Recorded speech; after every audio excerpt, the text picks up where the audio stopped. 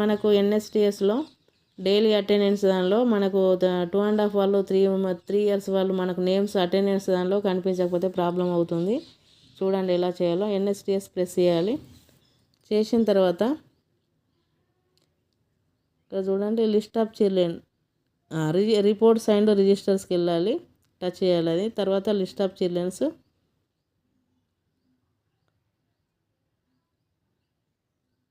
Children's చేసిన తర్వాత మనకు ఇందులో 30 మంత్ ఎబో ఉన్న వాళ్ళను చూసుకోవాలి. 30 మంత్ బిలో ఉన్న వాళ్ళని కాదు. ఇక్కడ మనకు 30 మంత్ ఈ అమ్మాయి. ఇక్కడ చూడండి మనకు ఫ్రీ స్కూల్కి వచ్చే వాళ్ళది ఫ్రీ స్కూల్ అని ఉంటుంది.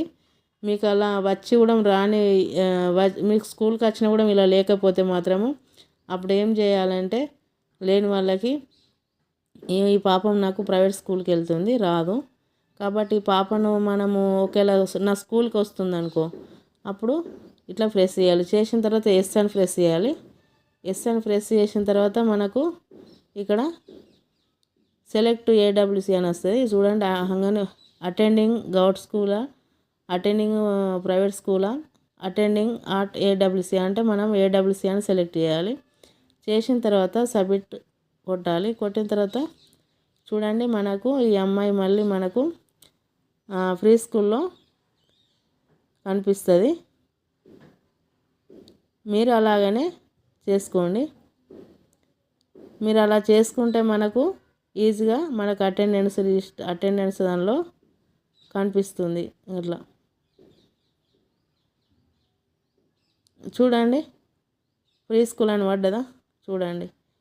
మీరు ఇలా చేసుకోండి. ఒకవేళ ఈ పాప ప్రైవేట్ స్కూల్కి వెళ్తుంది కాబట్టి నేను నా స్కూల్కి వస్తుందని చెప్పి మీకు ఎస్ అని పెట్టిన. ఒకవేళ ఈమె వస్తలేదు ప్రైవేట్ స్కూల్కి వెళ్తుంది కాబట్టి నో అని ప్రెస్ చేస్తే మనకు అటెండెన్స్ రిజిస్టర్లో అటెండెన్స్ దానిలో కనిపించదు. ఓకేనా? ఇలా మీరు చూసుకోండి. ప్రైవేట్ స్కూల్కి వెళ్ళే వాళ్ళను నో అని ప్రెస్ పెట్టుకోండి అందరికీ. ఒకవేళ మన స్కూల్కి వచ్చే వాళ్ళకు ఎస్ అని పెట్టి అటెండింగ్ ఆట్ ఏడబ్ల్యూసి అని పెట్టుకుంటే సబ్మిట్ చేస్తే మనకు డైలీ అటెండెన్స్ దానిలో కనిపిస్తుంది. ఓకేనా?